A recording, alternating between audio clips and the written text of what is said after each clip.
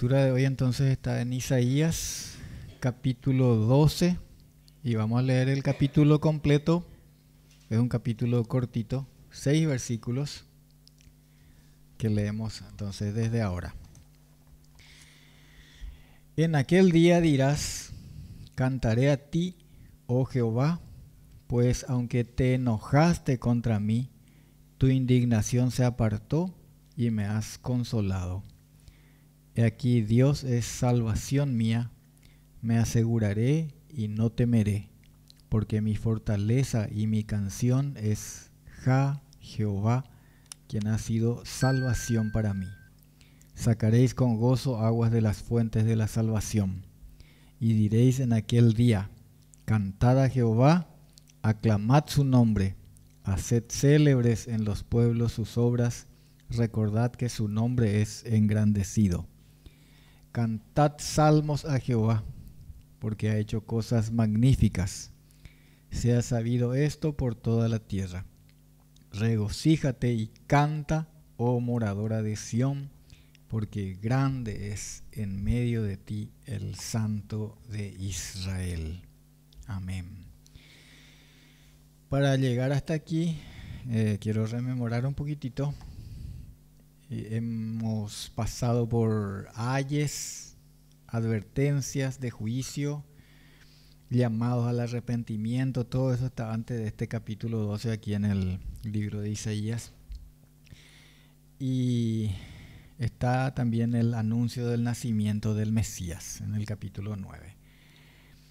Están entremezclados el enojo de Jehová y su misericordia, con la promesa de que Él reservará a un remanente para sí. Todo eso ya está en la parte que leímos antes. ¿Se acuerdan que uno de los hijos de Isaías inclusive lleva ese nombre, ¿verdad? Un remanente volverá. A modo de conexión de todo lo anterior, quiero leer en capítulo 5, versículo 25, aquí en Isaías nomás. Isaías capítulo 5, versículo 25, y después 2 versículos más voy a leer para conectar a lo que hoy leemos. Isaías 5, 25 dice: por esta causa se encendió el furor de Jehová contra su pueblo, y extendió contra él su mano y le hirió, y se estremecieron los montes, y sus cadáveres fueron arrojados en medio de las calles. Con todo esto no ha cesado su furor, sino que todavía su mano está extendida. Vamos al capítulo 9, versículo 13. Pero el pueblo no se convirtió al que lo castigaba, ni buscó a Jehová de los ejércitos. Y el capítulo 11, versículo 1. Saldrá una vara del tronco de Isaí, y un vástago retoñará de sus raíces. Aquí esta vara es el que iba a traer final y definitivamente el remedio para que por su justicia pudiera volverse el pueblo a su Dios. Este vástago del tronco de Isaí es el Mesías, el Cristo reinando con justicia. Y saldrá la justicia, dice en 11:5. Será la justicia cinto de sus lomos y la fidelidad ceñidor de su cintura. Y así llegamos al capítulo 12, y entonces habla de aquel día. Así comienza el capítulo. Aquel día, cuando los redimidos de Israel, el remanente, ya se haya vuelto a su Dios y Señor. Yo quiero tener en cuenta aquí, para que sea algo aplicable a nosotros, para que pensemos también en nosotros, pues nosotros no venimos del pueblo de Israel, ¿verdad? Nosotros somos redimidos de entre los gentiles. El hecho de que por medio de Jesucristo Dios quitó, derribó la barrera de separación entre ambos pueblos. Entonces, el trato, el objetivo y el trato viene a ser en la iglesia es uno solo, tanto para el que era judío como para el que era gentil, porque por eso dice en la escritura, ya en el Nuevo Testamento ya no hay judío ni gentil, todos somos uno en el Señor, la iglesia. Ahí es donde ya no hay más barrera de separación y de ambos pueblos hizo uno, dice el Señor. Lo mismo que Él hizo con los creyentes de entre los gentiles, o sea, con nosotros, ¿qué es lo que hizo? Y voy a citar Colosenses 2:13. En Colosenses 2:13 dice, parte del versículo, lo más cito, dice, os dio vida juntamente con Él, perdonándoos todos los pecados. Lo mismo hizo con los judíos en la primera época de la iglesia. Los primeros creyentes, los primeros convertidos eran todos judíos, ¿verdad? Los primeros miles de creyentes eran judíos. Pero después ellos se cerraron a la predicación y entonces Dios extendió el mensaje de salvación, especialmente a través del apóstol misionero Pablo, y fue convirtiéndose hasta hoy el mundo gentil, la gente de entre los gentiles. No todos, porque la puerta es estrecha y es angosto el camino. Muchos van por el camino ancho y entran por la puerta ancha de la perdición, pero los pocos entramos por la puerta estrecha. Y así es en ambos, ¿verdad? Del mundo gentil y también del pueblo de Israel. Pero Dios tiene un remanente. Dios tiene un remanente. O sea, siempre que vemos esta misericordia de Dios obrando, es para con su remanente. Nos redimió por su gracia y nos salvó por la justicia de Cristo, aunque para salvar,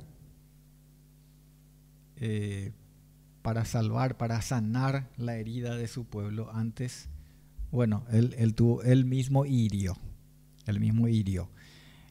Atiendan por favor esto, porque ese es el carácter de Dios y así procede Dios. Nosotros podemos entender muchas cosas cuando entendemos el verdadero carácter de Dios, que entendemos solamente conociendo la Escritura. Si nosotros no conocemos la Escritura y conocemos a Dios por lo que escuchamos nomás, entonces nunca vamos a entender el proceder de Dios.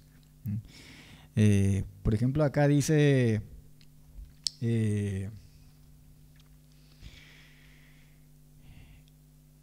te enojaste, dice, aunque te enojaste.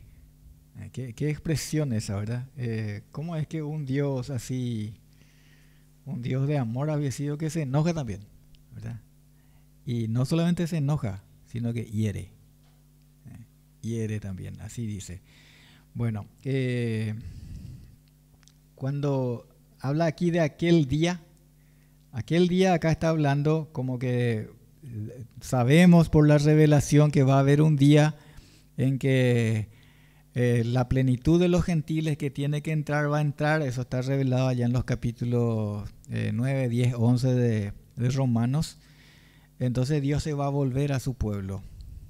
El pueblo de Israel va a ser el pueblo de su preferente atención otra vez en ese tiempo, y ese remanente va a volver, se va a convertir como pueblo del Señor.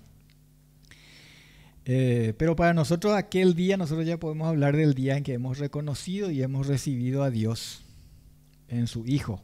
Por esto es que acá dice, en el versículo 2 dice, he aquí Dios es salvación mía. Y en el versículo 1 dice, cantaré a ti, oh Jehová. Cantaré a ti, oh Jehová. Y ahí es que dice, porque aunque te enojaste contra mí, tu indignación se apartó y me has consolado. Yo voy a hacer aquí voy a dar un poquitito de información sobre una palabra que está medio escondida aquí. una expresión que está un poco escondida, pero está. Y les quiero señalar. Hay una palabra que se repite varias veces, eso no está escondido. No sé si ustedes se dieron cuenta en estos 6 versículos qué palabra se repite varias veces. 5 veces se repite la palabra cantar, ya sea cantaré, canción, cantad. 5 veces se dice en un pasaje muy cortito. Esta palabra cantar, o cantaré, o canta, que encontramos 5 veces aquí, en realidad es la traducción de 3 palabras que se usan en el pasaje. Son 3 palabras, les digo así rápido nomás, sin profundizar mucho. Yada, Samar y Ranan son las palabras que están aquí, que se traducen así, como si fuese una sola. Y significan, resumidamente, dar gracias, reverenciar, adorar, entonar armónicamente, gritar con júbilo y aclamar. ¿Por qué yo estoy diciendo esto? Que parece que no es importante, ¿verdad? Sí es. Algunos quizá tienen en su Biblia un título, un subtítulo que es del editor, no es del texto bíblico, pero es un título atinado, o sea, correcto, que dice Cántico de Acción de Gracias. Quizá algunos tengan ahí en su Biblia. Bueno, ¿por qué esto yo estoy diciendo? Porque aquí una de las palabras que está escondida en estas palabras cantar, yo les dije recién qué significa, qué está implicado aquí en estas palabras, y una de ellas quiere decir dar gracias. Dar gracias. Por ejemplo, la que se usa ahí en el versículo 1, ya puede ser, busquen si quieren después, van a ver ahí la primera palabra. En aquel día dirás, cantaré a ti, oh Jehová. Ahí mismo ya está diciendo, en aquel día dirás, te doy gracias, Señor. Sí, te doy gracias, Señor.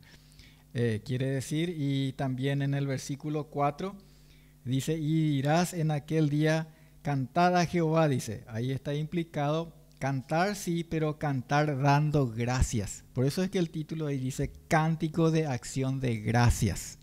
Bueno, guardamos eso porque es una de las cosas que implica el reconocimiento de la obra de Dios a nuestro favor. Vamos a ordenar todo esto dentro de un momento y vamos a remarcar para que ustedes tengan claro. Pero subrayo lo de acción de gracias. La acción de gracias es una de las respuestas del pueblo redimido y de cada creyente de la iglesia a la obra de salvación, al Salvador. Cantaré a ti, entonces implica, te doy gracias. Y esto, tenemos que pensar en esto porque nosotros en nuestro orden de culto, en nuestro culto de adoración siempre cantamos, ¿verdad? No es que cantamos nomás porque el que dirige el culto dice que tenemos que cantar y porque hay que cantar, ¿verdad? No. Canta un pueblo y un corazón agradecido al Señor. ¿Y cuál es la razón? ¿Cuál es la razón? ¿Por qué cantamos? Teniendo en cuenta el texto. Y acá dice, porque aunque te enojaste contra mí, tu indignación se apartó y me has consolado. Dios estaba airado.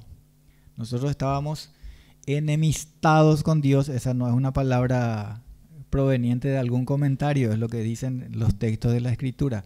Nosotros éramos enemigos de Dios en nuestra mente, ¿sí?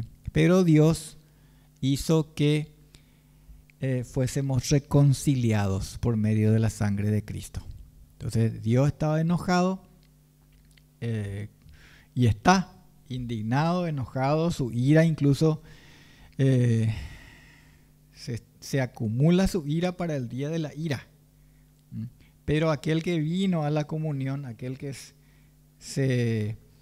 recibe la gracia que es por medio del sacrificio de Cristo, entonces se reconcilia y se aparta la ira de Dios, el enojo de Dios. Aquí dice, te enojaste contra mí, pero tu indignación se apartó y me has consolado. El carácter de Dios, su santidad y su justicia, tanto como su misericordia, vemos aquí en esta expresión de gratitud. en este cántico de acción de gracias. Por eso es que yo suelo remarcar qué importante es conocerle a Dios, adquirir el conocimiento de Él por medio de su propia revelación. Jehová, una de las cosas que estamos aprendiendo los sábados cuando hablamos de los nombres de Jehová es aquel que se revela a sí mismo. ¿Cómo le podemos conocer a Dios?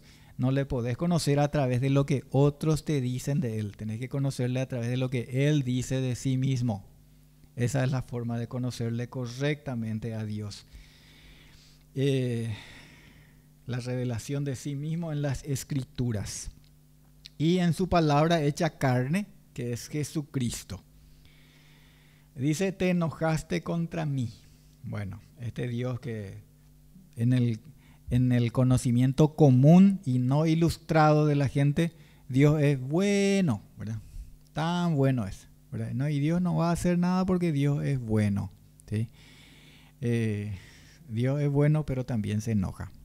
Y terrible cosa, dice la Escritura, es caer en las manos del Dios vivo, porque Dios es fuego consumidor. Así es Dios. Pero es Dios de amor que por su inmensa misericordia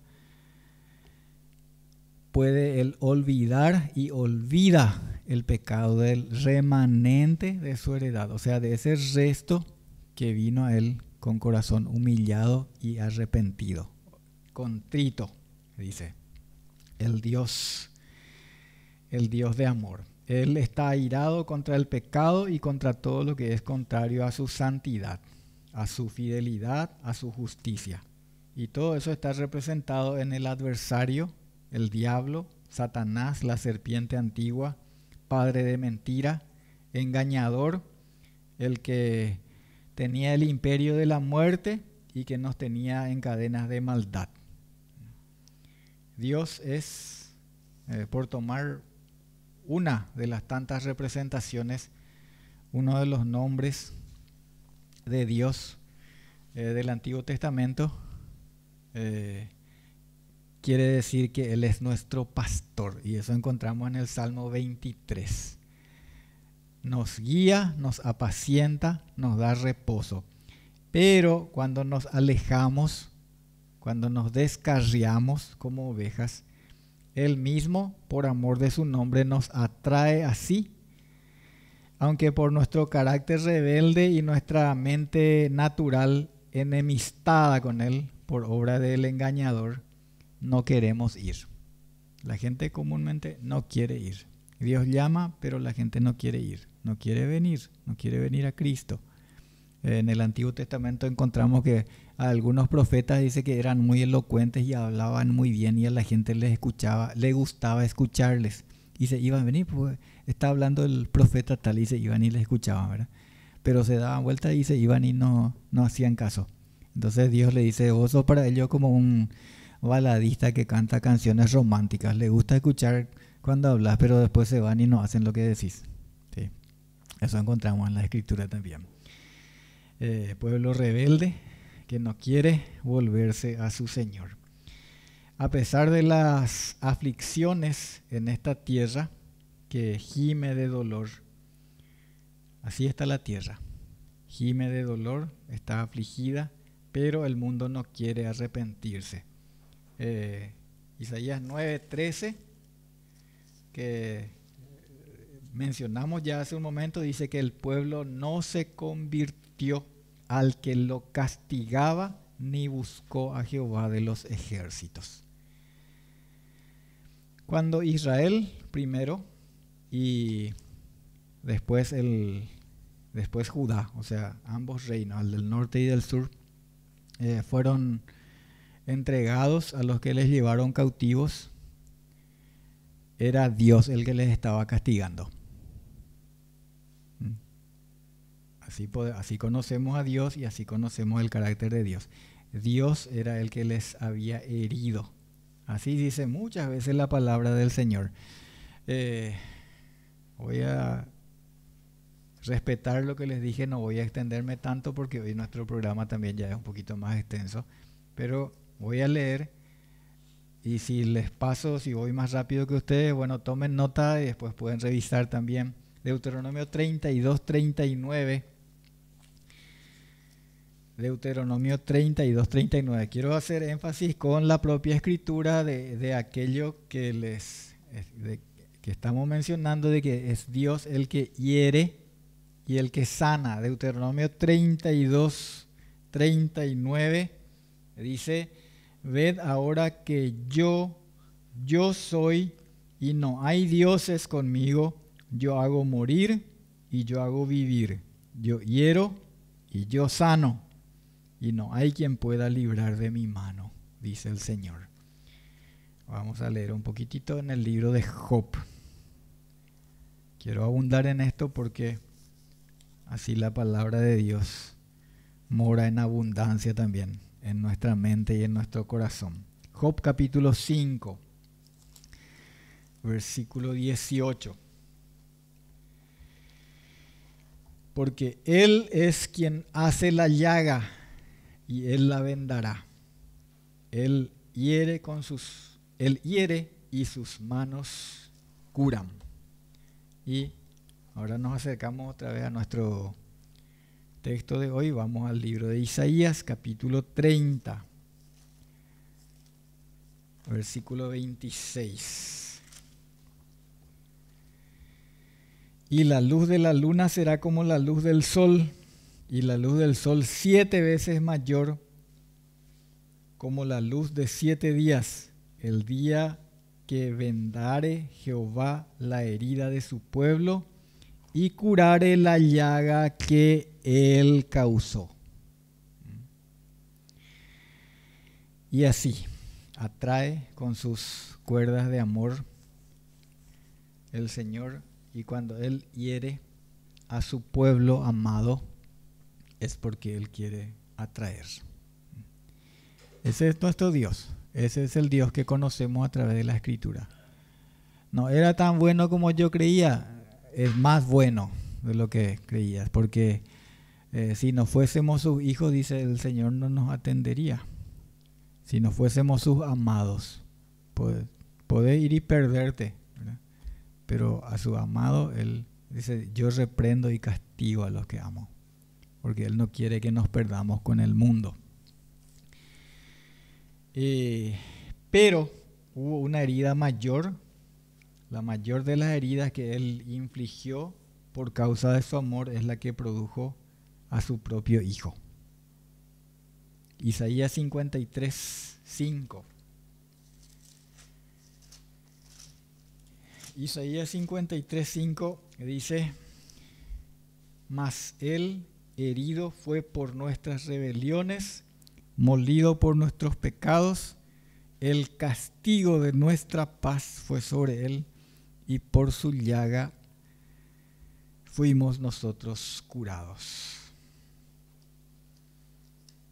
Y entonces en Él somos justificados, por la fe en Él somos justificados, en Él tenemos paz para con Dios.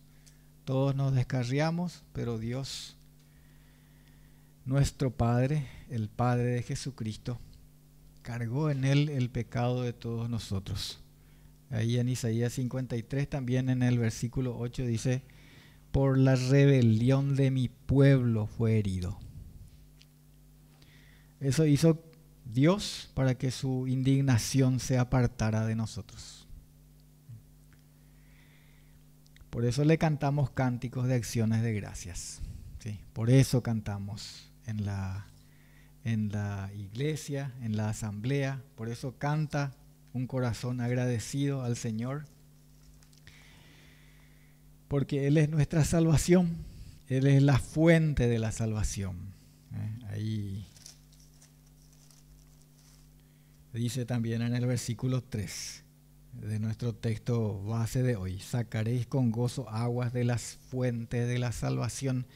En San Juan capítulo 7, versículo 37, Jesús está hablando y dice: si alguno tiene sed, venga a mí y beba. Él es la fuente de la salvación. Le damos gracias Entonces ya enfatizamos lo de darle gracias y también le alabamos porque ha hecho cosas magníficas. Ahí en Isaías 12:5 dice: cantad salmo a Jehová porque ha hecho cosas magníficas.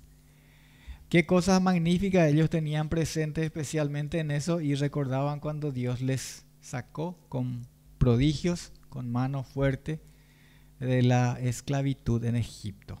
Y varios salmos hay que cuentan y relatan así todo lo que Dios fue haciendo, todos los prodigios que fue haciendo, las maravillas que fue haciendo para liberarles. Para nosotros, eso que Él hizo allá en aquella Pascua es Cristo. Por eso también encontramos que dice que Cristo, nuestra Pascua, ya fue sacrificada por nosotros. Fue sacrificado. Su salvación es el motivo de nuestra alabanza y nuestra adoración. Apocalipsis 5:9. Quiero leer en Apocalipsis 5:9. Ahí habla de los 24 ancianos en quienes están representados los redimidos. Eso no hace falta también tener alguien que nos interprete, porque ahí así dice la Escritura. Apocalipsis 5:9, y habla del motivo de su adoración. Dice Apocalipsis 5:9, y cantaban un nuevo cántico diciendo: digno eres de tomar el libro y de abrir sus sellos, porque tú fuiste inmolado y con tu sangre nos has redimido para Dios de todo linaje y lengua y pueblo y nación. Bueno, ¿qué es lo que ahora estamos explicando? ¿Por qué Dios es el motivo de nuestra alabanza? ¿Sí? ¿Por qué le alabamos? Porque Él nos ha redimido con su sangre.